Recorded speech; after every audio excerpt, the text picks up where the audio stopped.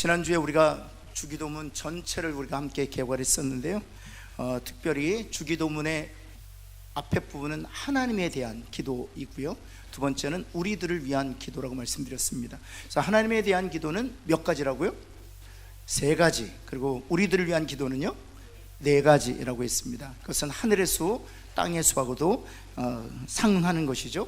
그래서 하나님 3가지 기도 제목은 하늘의 수, 그 다음에 우리들을 위한 기도, 땅을 위한 기도는 4가지, 땅의 수와 상응한다 말씀드렸고요. 그리고 하늘의 기도의 수, 하나님과 관련된 기도의 수 3개와 우리들 또 땅을 위한 기도 4개 더하면 7개 완전수가 되어서 이 주기도문을 통해서 하나님께서 주시는 메시지는 무엇인가 하면 주님이 우리에게 가르쳐 주신 기도는 완전하다는 것입니다. 또 이 기도를 드릴 때 하나님께서는 우리들에게 완전한 은혜와 복을 주신다, 그런 의미를 가지고 있습니다. 오늘은 하나님에 관계된 3가지 우리 기도 제목을 함께 살펴보면서 또 우리들에게 그것이 어떻게 적용되는지 함께 은혜를 나누고자 합니다. 첫 번째, 3가지 중에 첫 번째는요, 이름이 거룩히 여김을 받으시오며. 우리 옆에 있는 분에게 이름이 거룩히 여김을 받으시오며 하면 뭐랄까요? 이름이 거룩히 여김을 받으시오며. 여기 거룩히 여김이라는 뜻은 거룩하게 한다라는 뜻을 가지고 있고요, 좀 더 구체적으로 말씀드리면 거룩하게 유지한다, 그런 뜻을 가지고 있습니다. 거룩하게 유지한다. 하나님의 이름이 거룩히 여김을 받으시오며, 하나님의 이름이 거룩하게 되기를 원합니다. 그리고 그 거룩이 계속해서 유지되기를 원합니다 라는 뜻을 가지고 있습니다. 여러분, 여기서 이름이라고 말하고 있는데, 이름이라고 했던 것은 하나님이 거룩히 여김을 받으시길 바랍니다, 하나님이 거룩하게 되시기를 원하고 하나님이 거룩하게 되기를, 유지되기를 바랍니다 라고 기도할 수 있는데, 왜 이름이란 단어가 들어갔느냐? 여러분, 2가지 의미가 있습니다. 우리 2번을 한번 보시면요, 여호와의 이름이 너무나 거룩하기에 이름이라 함으로 여호와란 실제 용어를 피한 것입니다. 첫 번째 이유는, 왜냐하면 우리 십계명에 보면 내 이름을 망령되이 일컫지 말라 했습니다. 그래서 구약의 성도들은 하나님의 이름을 부르지 않았어요. 여러분, 특별히 그 성경을 기록했던 기록자들이 있습니다. 성경을 기록했던 기록자들이 이 하나님의 이름, 사실은 신성 사문자라고 하거든요. 참고로 말씀드리면 그 히브리어는 자음으로만 구성되어 있습니다. 모음은 나중에 첨가된 것이죠. 그래서 자음으로만 구성되어 있는데, 이 하나님의 이름은 이 자음 4개로 구성되어 있습니다. 그래서 그들은 이 하나님의 이름 자음 4개를 쓸 때 사실은 한자 쓰기 전에 목욕을 했어요. 그래서 하나님의 이름이 등장하잖아요. 성경 구절에서 하나님의 이름이 등장하면 하나님의 이름이 자음 4개, 한번 옆에 있는 자음이 4개다 한번 할까요? 이 정도는 알고 계시죠? 하나님의 이름이 자음으로 4개 구성되어 있다. 그래서 첫 번째 자음 쓰기 전에 목욕을 합니다. 그리고 깨끗한 옷으로 입어요. 그리고 한자를 써요. 그리고 나서 두 번째 자를 쓸 때 다시 목욕을 합니다. 그리고 두 번째 자음을 씁니다. 또 다른 옷으로 입고, 또 세 번째, 네 번째 동일하게. 몇 번 목욕을 할까요? 4번을 목욕합니다. 근데 구약 성경 한 장에 그 하나님의 이름, 이 4개의 자음이 5번 나올 때가 있어요. 그럼 또한 그 한 장을 쓸 때 성경 기록자들은 몇 번을 목욕했을까요? 그렇죠, 20번을 목욕했습니다. 뿐만 아니라 그 이름을 가리켜서 신성사문자라고 하거든요. 신성사문자 한번 할까요? 자음 4개로 이루어진 하나님의 이름은 신성사문자라고 해서 그 이름을 부르지 않았어요. 망령되이 일컫지 말라 하셨기 때문에 그 이름을 부르지 않았습니다. 그 이름 대신 아도나이라고 했어요. 아도나이라는 것은 주님이란 뜻이야. 롤드는 마스터라는 뜻입니다. 그래서 그 여호와의 이름이 등장하면 그들은 성경을 읽어갈 때 그 이름을 부르지 아니하고 아도나이라는 다른 단어로 대신 불렀다는 것이죠. 여러분, 그래서 어떤 문제가 발생하게 됐냐면, 그래서 2000년 정도를 그 여호와의 이름을 부르지 않았어요. 한 2000년, 성경에는 기록되어 있는데 그 이름을 부르지 않았어요. 한 1000년쯤 정도까지는 아주 많이 봐줘서 1000년 정도까지는 그 하나님의 이름을 알고 있었을 거예요. 그래서 1001년 때부터는 어떻게 됐을까요? 그 하나님의 이름을 부르는 것을 잊었어요. 정확하게 말씀드리면. 그래서 하나님의 이름을 성경에는 기록도 있는데 안다 모른다. 왜요? 히브리어는 모음 없이 무엇으로만 이루어져 있기 때문에, 자음으로만 이루어졌기 때문에. 제 이름은 자음으로 비읍, 니은, 시옷, 니은, 치읓, 리을입니다. 모음이 없어요. 그러면 모음이 없는 제 이름을 어떻게 읽을 수 있을까요? 몇 가지 방법으로 제 이름을 읽을 수 있을까요? 첫 번째, 박신철. 모음은 없으니까, 자음만 있으니까. 두 번째는 어떻게 읽을 수 있을까요? 복속철. 그렇게 읽을 수 있어요. 그 다음에 빽삭객 이렇게 읽을 수 있습니다. 왜냐하면 모음을 읽지 않았기 때문에. 여러분, 그래서 야훼 신성 사문자 자음은 있는데 하나님의 이름을 망령되이 읽지 말라고 해서 모음 없이 여러분 자음을 계속 써왔던 거예요. 근데 한 번도 그 이름을 불러본 적이 없기 때문에 2000년 후에는 그 이름을 알지 못했어요. 그래서 성경학자들이 그 신성 사문자를 어떻게 읽는지 모르니까 여러분 후대에 와서 유대인들도 그 이름을 몰라요. 그 다음에 신약을 연구하는 우리 개신교 성서학자들도 그 이름을 몰라요. 그래서 여러분이 흔히 이런 이름을 많이 들어보셨을 거예요. 여호와라는 이름을 들어보셨죠. 그 신성 사문자를 부를 때 여호와라고 읽습니다. 저호바라고 하는데 그것을 한국말로 그대로 히브리 음가를 가져와서 여호와라고 읽는 거예요. 그래서 성경에 보면 여호와 하나님 그 두 개가 동시에 나올 때가 있어요. 여호와 하나님, 그러면 여호와라는 단어가 바로 신성 사문자라고 생각하면 돼요. 옆에 있는 분에게 여호와라는 단어가 신성 사문자다 뭐랄까요? 그런데 그 여호와라는 그 모음이 어디서 왔을까요? 어떻게 그 자음을 어떻게 모음을 붙여서 읽어야 되는지를 잊었다고 했잖아요. 그렇다면 어떻게 여라는 단어와 오라는 단어와 와라는 단어를 차용하게 되었을까요? 그것은 바로 아도나이라는 단어에서 가져온 거예요. 아도나이라는 단어에서 그대로 모음을 가져와서 붙였더니 여호와라고 하는 거예요. 지금은 혹시 여러분 야훼라는 단어를 들어보신 분 한번 손 들어보시겠어요? 야훼. 여러분 여호와와 야훼의 차이가 뭘까요? 여호와가 맞다고 생각하시는 분 손 들어볼까요?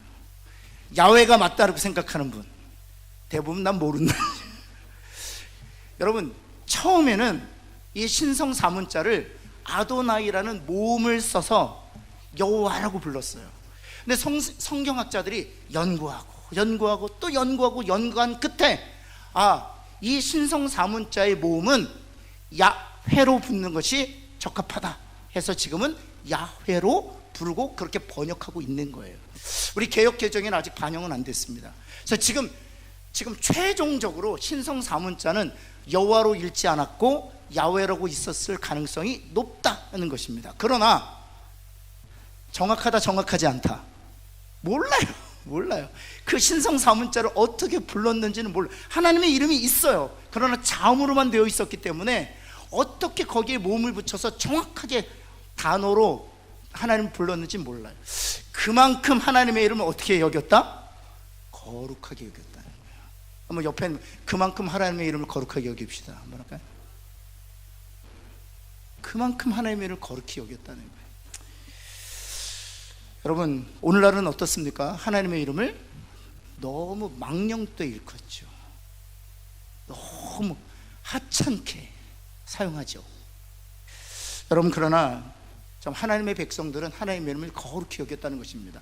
그렇다면 그 이름이 거룩해서 그 이름을 거룩하게 여긴 것입니까? 아니에요. 그렇지 않습니다. 그 이름이라고 하는 것은 하나님 자신을 가리키는 것이기 때문에 그래서 하나님을 지칭할 수 없어서 이름이라고 했던 것입니다. 하나님이 너무나도 거룩하시기 때문에 그 이름이라고 지칭하면서 하나님을 의미했던 것이죠. 그래서 하나님의 이름이란 곧 하나님을 의미하는 거예요. 한번 옆에 있는 분에게 한번 하나님의 이름이란 곧 하나님을 가리키는 것입니다. 한번 할까요? 그래서 하나님의 이름이 거룩히 여김을 받으시오며 라고 할 때에는 하나님 자신이 거룩히 여김을 받으시오며 라는 의미를 가지고 있습니다.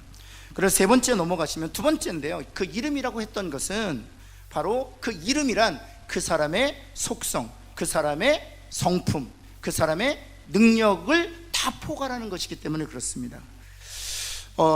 그래서 우리 이름을 보면은요, 성경에는 30가지 정도의 이름이 나온다고요. 그래서 제가 몇 개만 정리했는데요. 첫 번째 한번 볼까요? 엘로힘, 우리는 너무나 잘 아는, 한번 같이 한번 읽겠습니다. 시작. 하나님은 창조주이십니다. 창조주 하나님, 하나님이 창조하셨을 때 하나님의 그 성품과 속성을 드러내는 엘로힘입니다. 근데 재밌는 것은 이 엘로힘이 단수일까요, 복수일까요? 엘이라는 단어가 하나님이라는 뜻이거든요. 근데 로힘 하면서 이 힘이 단수일까요, 복수일까요? 이 힘은 바로 복수형입니다. 따라서 창조주 하나님이신데 세상을 창조하실 때 성부 하나님, 성자 예수님, 성령 하나님이 함께 창조에 동역하셨다, 그런 의미를 가지고 있어요. 엘로힘이라는 뜻이죠. 그리고 이름 자체에 삼위일체의 의미가 담겨져 있다는 것이죠. 엘로히라는 단어가 그 다음 한번 같이 한번 읽겠습니다. 시작. 나를 살피시는 분이시다. 하나님께서 당신의 이름을 언제 이렇게 드러내 보이셨을까요? 누구에게 드러내 보이셨을까요? 엘로히라는 단어로. 하나님은 나를 살피시는 분이다 라고 신앙적으로 고백했던 인물이 구약에 있어요. 스무교기 한번 할까요? 창세기에 등장합니다. 남성이 아니라 여성입니다. 셈 곁에서 그 셈의 이름을 불렀습니다. 어떤 여인일까요? 아멘. 하갈입니다. 하갈. 부엘라 헤로이, 나를 살피신 하나님이라고 했죠. 왜냐하면 이스마엘을 데리고 광야로 나아갔을 때 하나님께서 그녀와 그의 아들을 생명을 지키시기 위하여 셈을 열어주셨거든요. 그래서 나의 필요를 아시고 나를 눈동자 지키시고 나를 살피신다라는 의미에서 부엘라 헤로이, 그래서 나를 살피신 하나님이라고 그 셈의 이름을 지었던 것이죠. 여러분, 그것을 통해서, 그 이야기를 통해서 하나님께서 오늘날 우리 살아가는 우리들에게 하나님 누구신지를 드러내시는 거예요. 엘로히, 부엘라 에로히에서 엘로히라는 단어, 나를 살피시는 하나님. 하나님이 하갈을 살피셨던 것처럼 저와 여러분도 살피실 줄을 믿습니다. 여기서 우리에게 주시는 은혜는, 하갈은 적통이 아니었어요. 하갈은 하나님의 뜻하신 바도 아니었어요. 그러나 그가 하나님의 가문으로 들어왔을 때 하나님께 끝까지 지키셨다는 거예요. 이스마엘 역시 마찬가지. 하나님의 구속의 사역에 전혀 계획되지 아니했던 인물이에요. 그러나 하나님이 하나님의 가문에 들어왔을 때 이스마엘을 끝까지 책임지신다는 거예요. 여러분, 이것이 바로 하나님의 살피시는 은혜예요. 그 하나님이 저와 여러분도 살피시는 줄을 믿습니다. 여러분, 그 엘샤다이, 전능하신 하나님이라는 뜻이죠. 전능하신 분이라는 뜻입니다. 이것은 바로 이삭이 야곱에게 축복할 때 전능하신 엘샤다이 하나님이 너를 축복하신다, 그런 뜻입니다. 여러분, 이삭은 전능하신 하나님을 어디서 경험했을까요? 우물이 4번이나 메워졌음에도 불구하고 우물을 다시 열어주시고 또 100배의 축복을 주시는 그 하늘을 바라보면서 그 전능하신 하나님이 야곱 너에게 복 주시길 원한다. 야곱이 가는 곳마다 전능하신 하나님이 야곱과 함께 하셨어요. 그 엘샤다이 하나님이 바로 이삭과 야곱의 하나님이었던 것처럼 오늘 우리의 하나님이신 줄을 믿습니다. 여호와 이레, 하나님 미리 준비하시는 분, 잘 알고 있죠. 여호와 삼마, 어디를 가든지 계시는 분이라는 뜻이죠. 여호와 니시, 하나님은 승리케 하시는 분. 여호와 니시라는 이름은 하나님께서 어떤 상황 속에서 드러내어 주셨던 이름입니까? 아말렉 군대를 무찌르게 하셨고, 모세가 단을 쌓고 그 단의 이름을 여호와 니시, 승리를 주시는 하나님. 우리가 기도할 때 하나님께서 승리를 주신다, 그런 뜻입니다. 우리가 기도할 때 하나님께서 반드시 승리를 주실 줄을 믿습니다. 여호와 카도시, 여호와 하나님은 거룩하시다. 그런 여호와 라파, 하나님은 치료하시는 하나님이시다.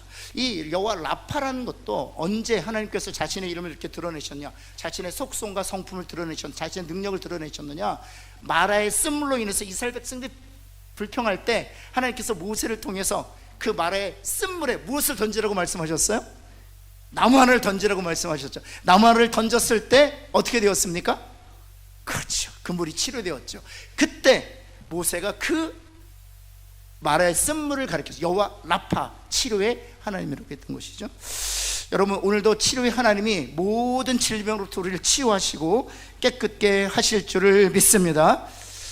여러분, 여호와 츠어봇, 하나님은 능력이시다, 그런 뜻이고요. 임마누엘은 우리가 너무나 잘 알고 있습니다. 예수 그리스도를 통해서 성취된 하나님은 우리와 함께 하신다는 사실입니다.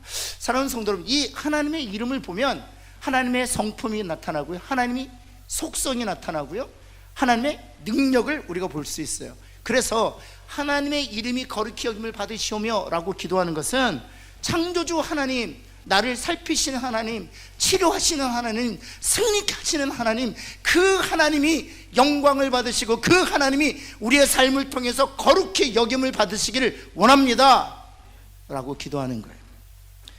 여러분, 그래서 4번 우리 한번 같이 한번 읽어볼까요? 이것이 이 기도에 간절하게 나타나요. 같이 한번 읽습니다. 시작. 그 하나님이 받으셔야 할 찬양과 영광이 그에게 돌려지기를.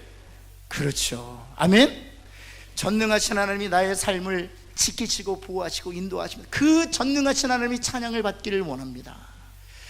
나를 살피시고 필요한 것들을 공급하신 하나님, 그 하나님이 거룩히 여김을 받으시기를 원합니다. 치료하신 하나님, 그 하나님이 우리의 감사를 받기를 원합니다. 이것이 바로 하나님의 이름이 거룩히 여김을 받아옵소서라고 하는 기도에 들어가 있는 것이죠. 여러분, 두 번째는 나라의 임하옵시며는 것입니다. 나라의 임하옵시며. 여러분, 하나님이 찬양과 영광을 받으시러 간절한 기도가 바로 하나님의 이름이 거룩히 여김을 받으시오며 라는 뜻이라고 한다면, 여러분, 나라의 임하옵시는 그 다음으로 논리적으로 연결된 기도입니다. 왜냐하면 하나님이 영광을 받으셔야 되는데, 하나님이 우리의 찬송을 받으셔야 되는데, 우리가 살고 있는 이 땅은 누구의 지배를 받고 있습니까?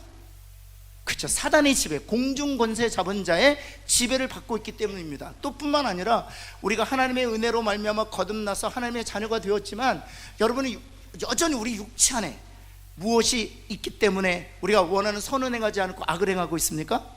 죄가 우리 가운데 있기 때문에 그렇습니다. 그래서 하나님이 거룩히 영광을 받으셔야 되는데도 불구하고, 하나님이 온전히 찬양과 영광을 받으셔야 되는데도 불구하고 이 땅이 죄로 말미암아 부패되어 있고, 우리도 우리의 육체 안에 있는 죄로 말미암아 죄의 영향을 받고 있기 때문에 하나님 받으셔야 될 영광을 받지 못함으로 두 번째 기도를 드리고 있다는 것입니다. 여러분, 한번 에베소서 2장 2절 볼까요? 이 세상이 어떤 세상인지 한번 살펴보도록 하겠습니다. 그리고 우리가 어떤 영향을 받고 있는지 우리 한번 그때부터 같이 한번 읽겠습니다. 시작.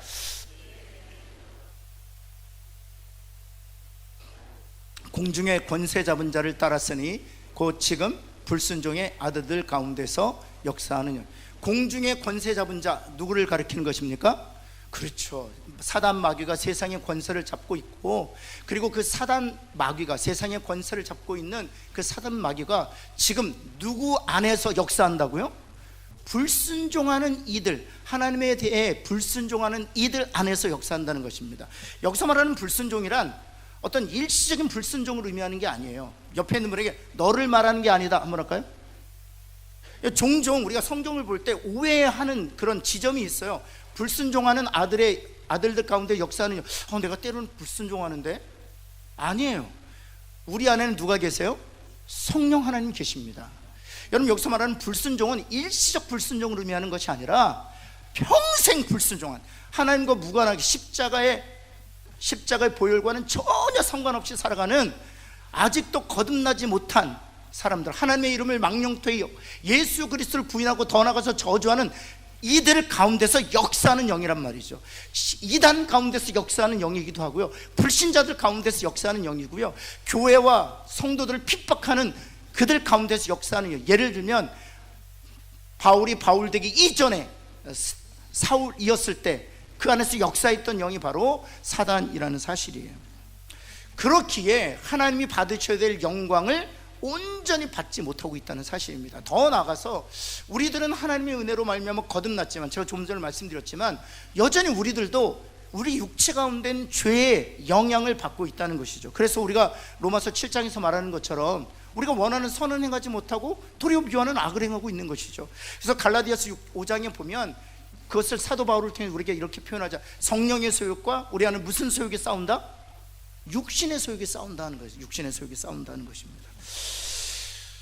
여러분 한 번은 여러분이 들었던 예화인데, 인디언 할아버지가 소년에게 우리 마음 속에 일어나는 그 두 가지의 어떤 싸움을, 영적인 싸움을 이렇게 가르쳐 주었다고. 우리 안에는 두 마리의 늑대가 있단다. 한 늑대는 검은 늑대고 또 다른 늑대는 하얀 늑대란다. 그 인디언 주장은 크리스찬이 아니었어요. 그러나 이야기를 통해서 이 성령의 소욕과 육신의 소욕을 우리가 잘 알 수 있어요. 하얀 늑대와 검은 늑대가 싸운단다. 그랬더니 이 소년이 할아버지에게 이렇게 물었대요. 누가 이겨요? 그랬더니 할아버지가 뭐라 그랬을까요?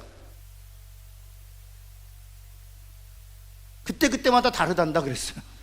그때마다 다른단다. 하얀 늑대가 이길 때도 있고 검은 늑대가 이길 때도 있단다. 그때마다 다른다. 그 늑대는 나를 잡아먹어 그런 거예요. 나의 생각도 잡아먹고 내 영혼도 잡아먹는단다. 근데 그때마다 다른데 공통 분모가 있다는 거예요. 언제 이겨요? 누구한테 먹이를 주느냐에 따라 다르다는 거예요. 내가 하얀 늑대한테 먹이를 주면 누가 이겨요? 하얀 늑대가 이기는 거예요. 검은 늑대한테 먹이를 잔뜩 주면 누가 이겨요? 옆에 있는 분에게 당신은 어느 늑대에게 먹이를 주고 계십니까? 물어보실까요? 예. 여러분, 그래서 우리가 말씀 듣고 기도하고 그런 면에서 우리끼리 좀 칭찬합시다. 수요예배 잘 나오셨어요. 한번 할까요? 그래서 말씀을 자꾸 들어야 돼요. 말씀을 자꾸 듣고 기도하고 하나님과 교통하고 그러면 여러분, 성령께서 우리 가운데서 역사하는 영이 되어서 성령이 이긴단 말이죠. 여러분, 날마다 찬송하고 또 날마다 기도하고 날마다 하나님의 말씀 내 마음에 들어오므로 말미암아 성령께서 나의 육체를 주장함으로 육신의 소욕이 사라지는 그런 은혜를 누리는 저와 여러분 되기를 예수 그리스도는 축원합니다. 그래서 하나님 나라를 위해서 간구하는 거예요. 그래서 하나님의 나라를 임하시도록 간구하는데, 그것은 하나님의 통치, 하나님의 법과 지배를 받는 곳을 의미해요. 그래서 이 하나님의 나라가 임하소서라고 할 때 그 영역이 세 가지가 있는데, 한번 우리 3번 한번 볼까요? 나라가 임하옵소서라고 할 때 그 첫 번째 임하시는 장소는 어디다? 우리 마음이라는 거. 마음. 우리 마음. 하나님, 우리 마음 속에 하나님의 나라가 임하여 주시기를 원합니다. 하나님의 나라가 여러분의 마음 가운데 임하기를 예수 그리스도 이름으로 축원합니다. 그것은 무엇을 의미하는 것입니까? 하나님의 법과 지배가 통용되는 것, 그것이 바로 하나님의 나란 말이에요. 그래서 우리의 마음이 하나님의 법과 하나님의 지배로 통치함 받는 상태, 하나님의 말씀이 우리 가운데 역사하는 상태, 그것이 바로 하나님의 나라가 임한다는 것입니다. 두 번째는 무엇입니까? 하나님의 나라가 임하옵소서라는 것은 복음의 성공을 의미해요. 한번 따라해보세요. 복음의 성공을 의미합니다. 한번 할까요? 왜 복음의 성공을 의미하는 것일까요? 복음으로 말미암아 그가 하나님의 자녀가 될 때 비로소 하나님의 나라가 되기 때문에 그래요. 복음 없이 하나님의 나라가 이루어질 수 없습니다. 우리 교회에 한 어린아이들까지 해서 한 1000명 정도 주일날 출석하고 있잖아요. 그렇다면 그 중에 몇 명 정도가 구원을 얻게 되었을까요? 제가 새가족 시간에도 잠깐 말씀드렸는데 몇 명 정도가 구원을 얻었을까요? 실제 복음을 듣고 하나님께 주신 믿음으로 말미암아 복음을 아멘으로 받아 예수님과 연합함으로 죄 사함 얻고 의롭게 되어 하나님의 자녀가 된 하나님의 백성들의 숫자는 정확한 몇 명 정도 될까요? 물론 우리들은 현상을 가지고 정확하게 몇 명이다 판단할 수 없을 거예요. 판단하신 분은 하나님이시기 때문에. 여러분, 좀 극단적인 예일지는 모르겠는데 빌 브라이트라는 그 미국의 CCC 캠퍼스 크루세이드 포 크라이스트라는 그 대학생들 선교 단체를 만들었던 그 빌 브라이트 박사는 미국 교회 성도들 중에 단 10%만 구원 얻었다라고 단언할 정도로 구원 얻은 숫자가 우리가 생각하는 것보다 적다는데 동의하셨어요. 여러분, 만약 그 10%를 그대로 그냥 기계적으로 대입한다면 1000명 중에 몇 명이 구원 얻은 것입니까? 100명이에요. 100명. 지금 우리 수요 예배에 한 120에서 30명 정도 나오시거든요. 이것은 그 빌 브라이트 박사가 그 이야기를 내놓을 때 미국 교계 자체가 충격이었어요. 충격. 여러분, 우리는 종종 십자가가 많다고 이렇게 불평하시는 분들이 있어요. 목사님 너무 십자가가 많아요. 보면 다 빨간색이에요. 제가 그때 이게 우리 교회는 하얀색인데 다 빨간색이에요. 너무 십자가가 많아요. 한번 서울 한번 가보실래요? 저녁 되면요 얼마나 빨간색이 많은지 몰라요. 그래서 교회가 많다고 컴플레인합니다. 불평합니다. 근데 여러분 아십니까? 한국 개신교의 숫자가 350만 명밖에 안 돼요. 그러면 거기에 10%면 몇 명입니까? 35만 명이에요. 그럼 5,500만 중에 지금 현재적으로 구원 얻은 사회의 숫자가 10%를 기계적으로 산술하면 35만 명밖에 안 돼요. 그래서 성경적으로 보아도 여러분, 구원받은 자의 숫자가 항상 많지 않았어요. 노아 시대에 단지 8명만 구원 얻었습니다. 예수님 때에도 오직 제자들은 500여 명밖에 되지 않았어요. 수많은 사람들이 전 대륙에 걸쳐 살고 있었지만 예수님 당시를 살아갔던 그들 중에 예수 그리스도의 십자가의 보혈로 구원 얻은 사람들은 예수님의 부활을 목격했던 500여 명밖에 되지 않았어요. 여러분, 바울이 복음을 가지고 그리스에 갔을 때 오직 예수를 믿었던 사람은 바울 외엔 아무도 없었습니다. 루디아가 복음을 받아들여서 그리스찬이 됐을 뿐이에요. 빌립보 간수장이 복음을 받아서 구원을 얻었을 뿐이에요. 아덴 지역에서는요 아예 복음을 배척했습니다. 여러분, 그런 것을 보면 진정으로 거듭나서 하나님의 자녀로 인침받은 하나님의 백성은 소수라는 사실이죠. 그래서 하나님께서 하나님 나라가 임하옵소서라고 할 때 우리 마음 가운데, 먼저 믿은 우리들 마음 가운데 천국이 임하기를 원합니다 라고 기도하지만 동시에 복음이 영향력이 있어서 복음으로 말미암아 믿지 않은 자들이 구원을 얻어 하나님의 자녀로 되어지는 것을 위해서 기도해요. 그래야 하나님의 나라가 임하기 때문에 그런 것이죠. 선교사를 파송하는 이유가 어디에 있습니까? 우리의 세력을 넓히기 위한 것이 아니죠. 하나님의 나라를 확장하려고 하는, 그래서 우리가 선교사님들을 위해서 기도하는 것이죠. 사랑하는 성도 여러분, 정말 복음이 성공이 되기로, 특별히 우리 신평 땅에 몇 명이 예수를 믿습니까? 여러분, 제가 부울경에 교회가 1830개가 있다는 이야기 듣고 많다라고 하고 많다는 생각을 한 동시에 회개했어요. 1830명 중에 교회에 출석하는 성도는 몇 명일까요? 지금 부산이 350만에 좀 줄어가지고 330만 정도라고 하거든요. 그래서 1830, 부산이 아니죠, 부울경 전체가 1830개니까 그럼 부산만 따지면 330만 정도라고 하면 몇 명이 교회를 다닐까요? 보통 교계에서는 11%라고 합니다. 10%, 11에서 10%. 그럼 35만 명이 교회를 다녀요. 그럼 35만 명이 10%만 구원을 얻었다면 3만 5천 명만, 그러니까 330만 중에 3만 명 정도가 고작 구원을 얻었다라고 해도 과언이 아니라는 사실이죠.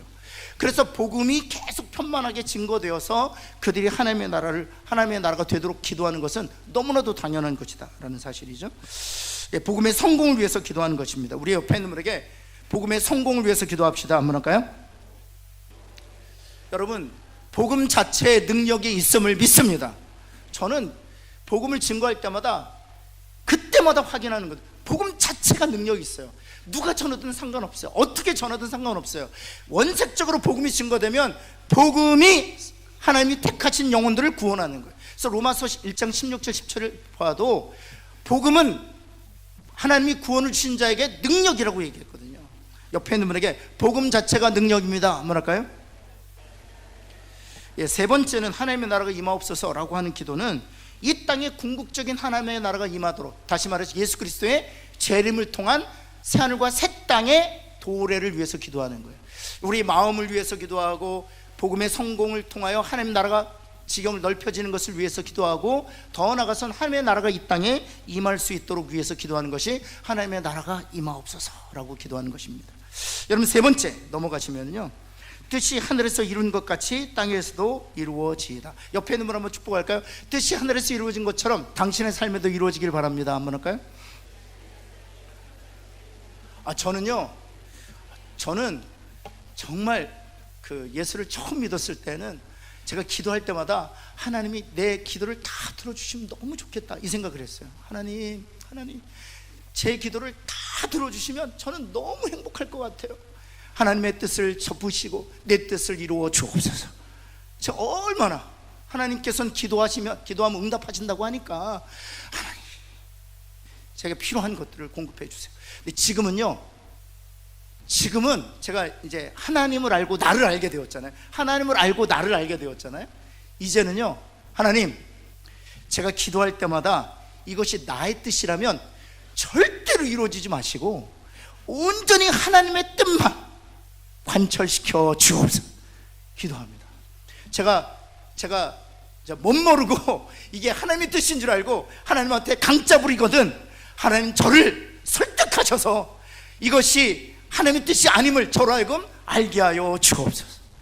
여러분, 하나님의 뜻만이 온전히 이루어질 때 우리는 진정으로 자유할 수 있고 진정으로 복을 누리며 살게 될 줄을 믿습니다.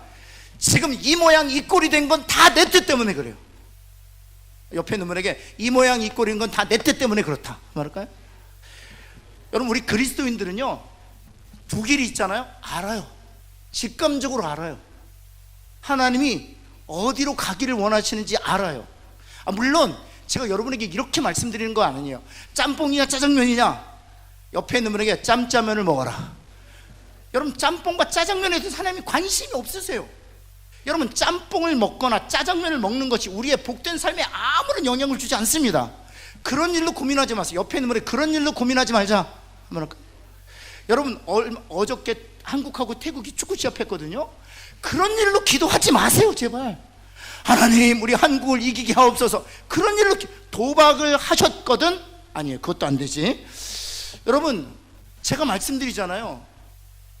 교회 대항 시합을 하면은요, 우리 권사님들이 오셔서 응원하면서 기도합니다. 하나님, 우리 교회를 이기게 하옵소서. 그럼 불신앙적 기도예요. 여러분, 올바른 기도는 뭔지 아세요? 열심히 연습한 팀이 이기게 하옵소서. 그리고 내 뜻대로 마옵시고 누구의 뜻대로 없어서. 그게 건강한 기도예요. 그게 건강. 교회 대항하면 그것 가지고 여러분 생명을 걸 필요 없어요. 여러분, 그런데 제가 말씀드리려고 한 두 길에서 한 길이 직감적으로 우리가 안다는 것은 하나님 기뻐하시는 일과 하나님 기뻐하시지 않는 길을 말하는 거예요. 그런데 우리 모든 그리스도인들은, 그리고 우리 안에 성령이 계시기 때문에 알아요. 하나님이 기뻐하지 않는 길이라는 거 알아요. 그런데도 끝끝내 그 길을 가는 사람들이 누구냐 하면 바로 우리들이에요. 그걸 아셔야 돼요. 그걸 인정하셔야 돼요. 여러분, 다시 한번 그것을 알면 이렇게 고백할 수밖에 없죠. 한번 따라해볼까요? 요 모양 요 꼴인 것은 다 내 뜻 때문이다. 만약 그때 하나님의 뜻대로 살았으면 지금보다 훨씬 더 귀한, 지금보다 훨씬 더 복된 삶을 살 겁니다. 그렇죠? 여러분, 그래서 남편 탓하거나 아내 탓하지 마세요. 그때 내가 결정한 거예요. 하나님 분명히 말씀하셨는데, 여러분, 그러나 제가 또 믿는 게 있어요. 한번 따라 볼까요? 모든 것을 합력하여 선을 이루신다. 예, 악을 바꾸어 선으로 바꾸신다. 아멘. 예, 그렇게 하시거든요. 네. 여러분, 그래서 제가 늘 이걸 하면 제 아내한테 저는 악이었지만 하나님께서 저를 선으로 바꾸셨어요. 예, 거기까지만 할게요. 네. 여러분, 우리 그리스도인들은 직감적으로 알아요. 어느 길이 하나님의 뜻인지. 그래서 정말 이것이 저의 간절한 기도가 되었어요. 하나님의 뜻만이 이루어지기를 간절히 원합니다. 우리 교회도 마찬가지예요. 하나님의 뜻만이 이루어지기를 원합니다. 우리가 당회를 끝나고도 이렇게 기도합니다. 하나님, 우리가 부족한 지혜로 결정했지만 하나님의 뜻만이 이루어지기를 간절히 소원합니다. 기도합니다. 하나님께서 우리의 개인 삶뿐만 아니라 우리의 가정, 우리의 교회에 하나님의 뜻만이 이루어지기를 간절히 소원합니다. 그래서 하늘에서 하나님의 뜻은 항상 완벽하게 이루어지죠. 그렇죠? 첫 번째 보면 하늘에서 하나님의 뜻은 항상 완벽하게 이루어집니다. 아브라함을 택하시고 이삭을 택하시고 야곱을 택하시고 또 요셉을 택하시고, 그때마다 인간의 죄악으로 인해서 또는 사단의 공격으로 인해서 하나님의 뜻이 좌절될 것 같았지만 여전히 하나님의 뜻은 견고 있었다는 거예요. 그래서 결국에는 예수 그리스도가 이 땅에 오시잖아요. 여러분, 예수님께서 이 땅에 오실 때에도 사단이 얼마나 발악합니까? 헤롯 왕을 격동해서 2살 이하의 어린 나마를 다 죽이잖아요. 여러분, 뿐만 아니라 500년 전에는 여러분, 예루살렘이라는 예수님께서 오셔야 될 그 밭을 완전히 죄로 말미암아 타락하게 하고 부패하게 하잖아요. 왕들을 다 끌려가게 하잖아요. 이스라엘 백성도 다 노예가 되게 하잖아요. 그럼에도 불구하고 하나님께서는 70년 뒤에 다시 그들을 돌려보내셔서 성전을 건축하게 하시고 느헤미야를 통해서 성벽을 건축하게 하셔서 마침내는 그런 모든 사단의 그 공격과 인간의 부패를 뚫고 예수 그리스도를 보내시고, 예수 그리스도가 십자가를 지실 때까지도 얼마나 극렬하게 저지했습니까?